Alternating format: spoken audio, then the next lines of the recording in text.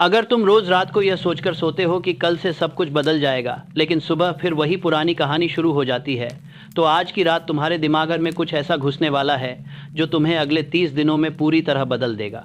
मेरे यार, मैं नेपोलियन हिल हूँ और आज रात मैं तुम्हारे साथ हूँ, एकदम तुम्हारे किसी पुराने दोस्त की तरह जो तुम्हें वो राज बताने वाला है जो मैंने 500 से ज़्यादा कामयाब लोगों की ज़िंदगी में देखा है।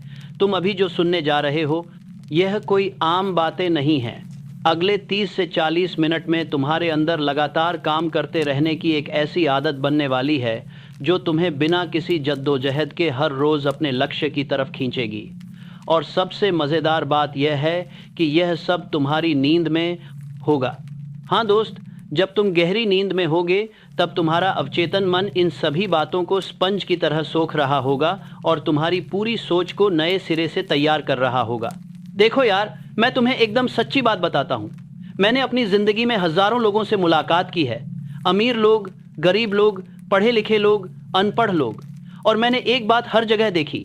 जो लोग कामयाब हुए उनमें एक चीज़ कॉमन थी, वो थी लगातार काम करते रहने की आदत। बस इतना सा फ़र्क। लेकिन यहाँ पर असली मज़ा है। ये लोग कोई सुपर हीरो नहीं थे, इनमें कोई जादुई ताकत नहीं थी, बस इन्होंने अपने दिमाग को सही तरीके से इस्तेमाल करना सीख लिया था। और आज रात मैं तुम्हें वही तरीका सिखाने वाला हूँ। तुम जानते हो, जब मैं पहली बार एंड्रयू कार्नेगी से मिला था तब वो मुझसे बोले, नेपोलियन, तुम लोगों से पूछो कि वो क्या चाहते हैं और फिर उनसे पूछो कि वो उसके लिए कितना काम कर रहे हैं। तुम्हें पता चलेगा कि 90% लोग बड़े सपने देखते हैं लेकिन उनके लिए छोटा सा भी काम नहीं करते। मैंने वही किया और सच में उन्होंने बिल्कुल सही कहा था। लेकिन यहाँ समस्या यह नहीं है कि लोग काम नहीं करना चाहते, समस्या यह है कि उनका दिमाग उन्हें करने नहीं देता। तुम्हारा चेतन मन कहता है चलो आज जिम चलते हैं, लेकिन तुम्हारा अवचेतन मन कहता है अरे यार, बिस्तर कितना आरामदायक है, कल चले जाएंगे। और तुम जानते हो कौन जीतता है? हमेशा अवचेतन मन, क्योंकि वो ज़्यादा ताकतवर है। वो तुम्हारे सारे फैसलों को नियंत्रित करता है, सुरक्षा नारकी। तो अब सवाल यह है कि हम अपने अवचेतन मन को अपने साथ कैसे लाएं, कैसे उसे अपना दोस्त बनाएं। और यही मैं तुम्हें आज सिखाने वाला हूँ। मैं तुम्हें एक कहानी सुनाता हूँ।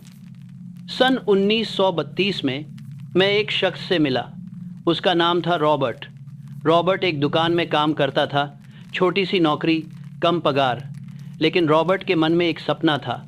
वो अपना खुद का बिजनेस शुरू करना चाहता था। उसने मुझसे कहा, नेपोलियन, मैं सच में करना चाहता हूँ, लेकिन जब मैं शाम को घर आता हूँ तो मुझ में कोई एनर्जी नहीं बचती। मैं बस सोफ़े पर बैठ जाता हूँ और टीवी देखने लगता हूँ और फिर सो जाता हूँ और अगली सुबह फिर वही रूटीन। मैंने उससे पूछा, रॉबर्ट, तुम सच में अपना बिजनेस शुरू करना चाहते हो? उसने कहा, हाँ बिल्कुल। मैंने कहा, ठीक है, तो आज से तुम एक काम करोगे। हर रात सोने से पहले तुम 10 मिनट अपने बिजनेस के बारे में सोचोगे, बस 10 मिनट। तुम अपने आप को अपनी दुकान में देखोगे, ग्राहकों से बात करते हुए, पैसे गिनते हुए, खुश रहते हुए, और तुम इसे इतनी शिद्दत से महसूस करोगे कि तुम्हें लगे कि यह सच में हो रहा है। रॉबर्ट ने मुझे एक अजीब नज़र से देखा, लेकिन उसने मेरी बात मानी। और 30 दिन बाद जब मैं उससे मिला तो उसने मुझे बताया कि अब वो हर रोज़ शाम को 2 घंटे अपने बिजनेस प्लान पर काम कर रहा है, बिना किसी मेहनत के, बिना खुद को मजबूर किए, क्योंकि अब उसका मन खुद उसे उस तरफ खींच रहा था। और साल भर बाद रॉबर्ट ने अपनी दुकान खोल ली।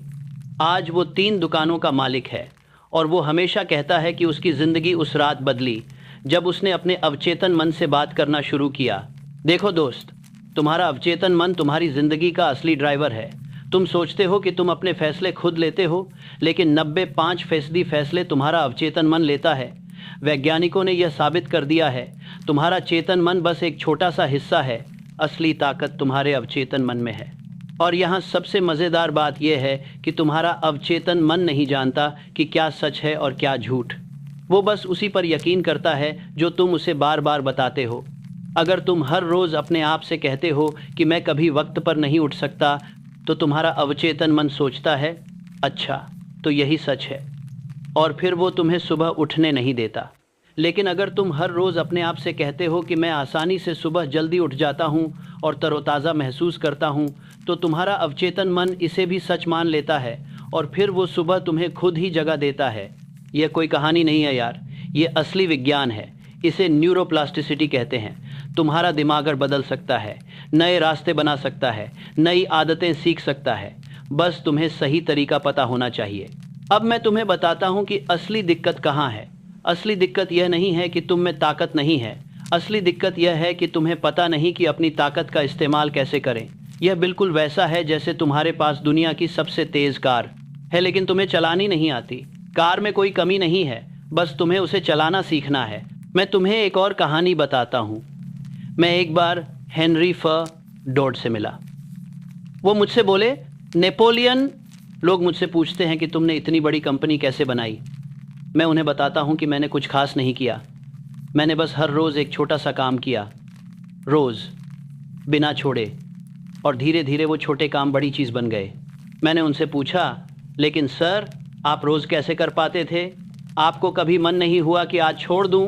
वो मुस्कुराए और बोले, नेपोलियन, मुझे भी रोज़ मन होता था, लेकिन मैंने अपने दिमागर को सिखा दिया था कि काम करना मेरी आदत है, मेरी पहचान है। और जब कोई चीज़ तुम्हारी पहचान बन जाती है तो तुम उसे करना बंद नहीं कर सकते। यह तुम्हारे अंदर घुस जाती है। यही है दोस्त असली राज। तुम्हें लगातार काम करने को अपनी पहचान बनाना होगा। तुम्हें अपने आप से कहना होगा कि मैं वो इंसान हूँ जो हार नहीं मानता, मैं वो इंसान हूँ जो रोज़ काम करता है, मैं वो इंसान हूँ जो अपने वादों को निभाता है। और जब तुम ये बार बार कहते हो तो तुम्हारा दिमाग इसे सच मानने लगता है, और फिर तुम सच में वैसे ही बन जाते हो। लेकिन यहाँ एक पकड़ है, तुम्हें सिर्फ कहना नहीं है, तुम्हें महसूस भी करना है। जब तुम कहते हो कि मैं रोज़ काम करता हूँ, तो तुम्हें उस एहसास को महसूस करना है, वो गर्व, वो संतुष्टि, वो ताकत, क्योंकि तुम्हारा अवचेतन मन भावनाओं की भाषा समझता है, शब्द नहीं, भावनाएं। मैं तुम्हें एक तकनीक बताता हूँ जो मैंने थॉमस एडिसन से सीखी। जब भी तुम्हें लगे कि तुम्हारा मन भटक रहा है, तुम काम नहीं करना चाहते, तो तुम अपने आप से एक सवाल पूछो, क्या मैं अपने सपने के करीब जा रहा हूँ या दूर जा रहा हूँ? बस इतना सा सवाल, और ईमानदारी से जवाब दो।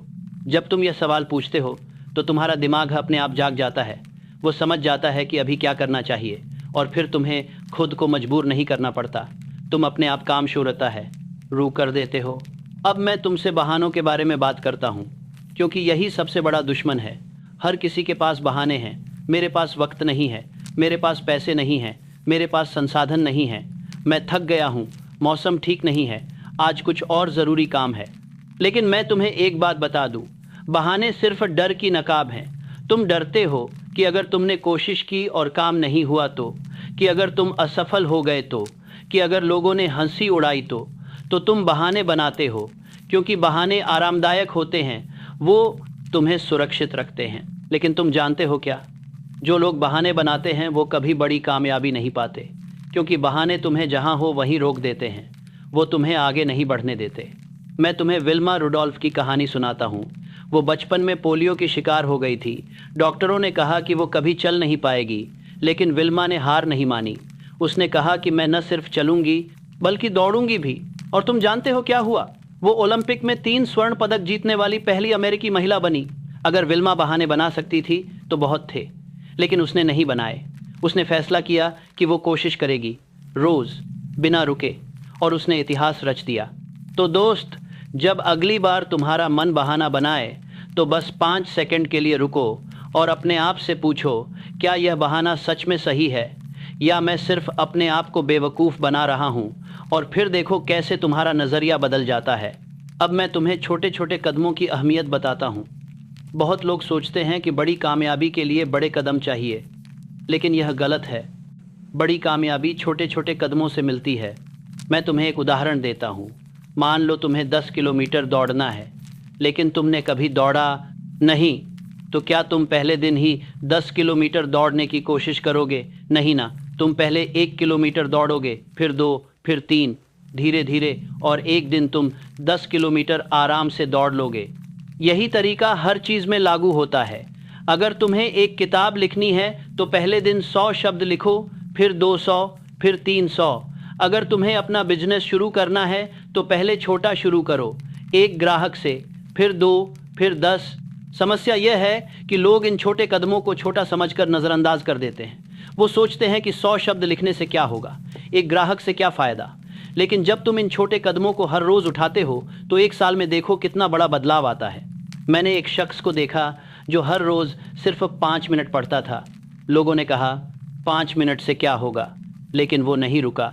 1 साल बाद उसने 18 किताबें पढ़ ली थीं, क्योंकि 5 मिनट 10 मिनट बन गए, फिर 20, फिर 30, लेकिन शुरुआत हुई सिर्फ 5 मिनट से। देखा छोटे कदम कितने ताकतवर होते हैं। असली जादू निरंतरता में है, आकार में नहीं। अब मैं तुम्हें एक बहुत खास बात बताता हूँ, और यह है 21 दिन का नियम।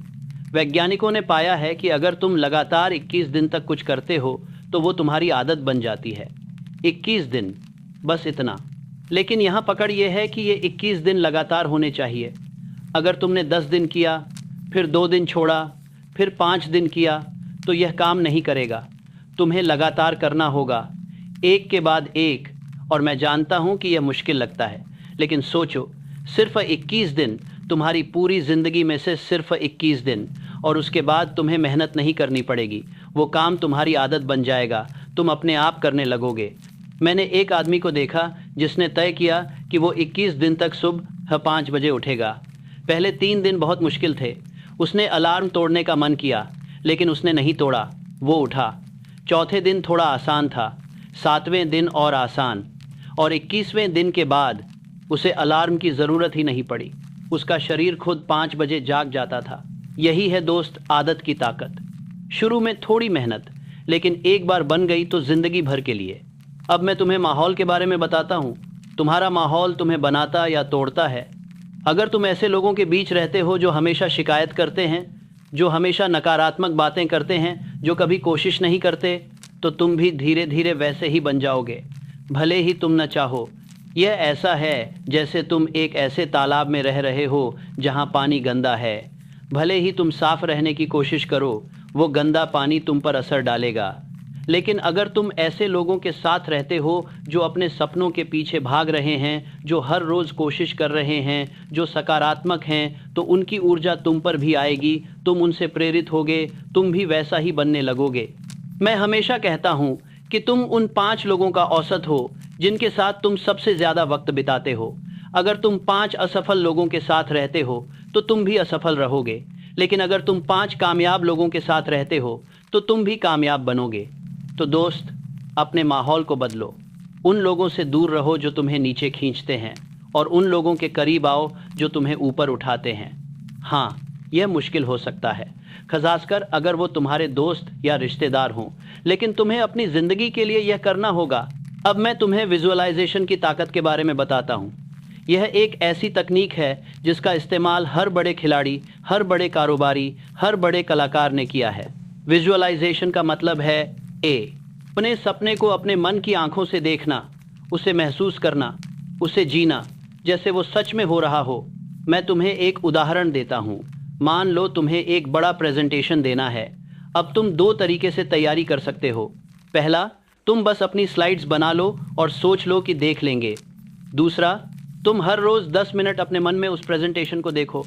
तुम स्टेज पर खड़े हो, तुम आत्मविश्वास से बोल रहे हो, लोग तुम्हारी बात सुन रहे हैं, तुम्हें ताली मिल रही है।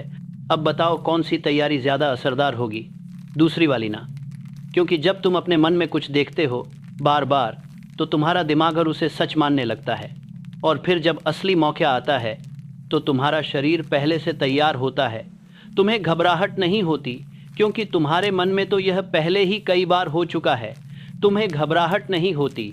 यही काम हर क्षेत्र में करता है। अगर तुम अपने आप को हर रोज़ सफल होते हुए देखोगे, अपने लक्ष्य तक पहुंचते हुए देखोगे, तो तुम्हारा अवचेतन मन तुम्हें उस तरफ ले जाएगा। यह अपने आप होगा, तुम्हें जोर नहीं लगाना पड़ेगा।